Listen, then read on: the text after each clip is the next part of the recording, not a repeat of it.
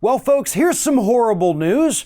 According to a new report by the National Association of Business Economists, hiring in the United States has hit a 7-year low for the third quarter of 2019. A 7-year low, meaning we have not seen hiring numbers this bad since 2012.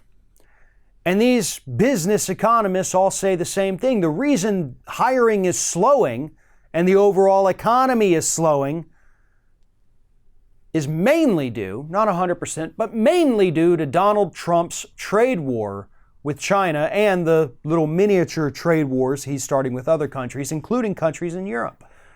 That has created a sense of uncertainty among businesses here in the United States, both big and small. They don't know what's going to happen next month. They don't know what this moron in the White House is going to tweet out any given second. Maybe he's going to tweet out an escalation of the trade war. He's done it before. It catches everybody off guard, blindsides them, sends the stock market tumbling, and businesses are panicked right now. They're freaking out, as are economists, because they see the writing on the wall that Donald Trump refuses to read. And that is, growth is slowing, hiring is slowing. We're always having to go back and revise job numbers and growth numbers back downward. And we're headed towards a recession. And Donald Trump's policies, the policies he enacted by himself, are making it so much worse and bringing it on so much faster. See, here's the problem. This economy, the way we have it set up right now, was always designed to fail. Because ever since the 1980s, we started putting all the money in the hands of the top 1%, all the money in the hands of the big conglomerates, and none of it has been going to the American workers.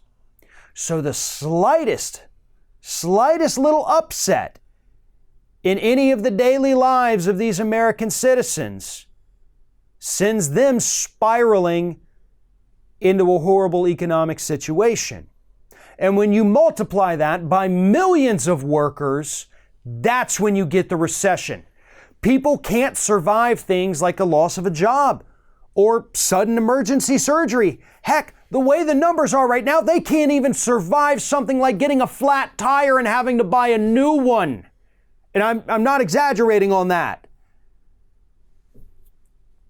And when you multiply that again by a couple million workers who suddenly don't have the money to spend, either because they lost their job or because it all has to go to a hospital or a mechanic, that helps shrink the economy because that's less money going to other things, going to a fast food restaurant, going out to lunch on your lunch break at work,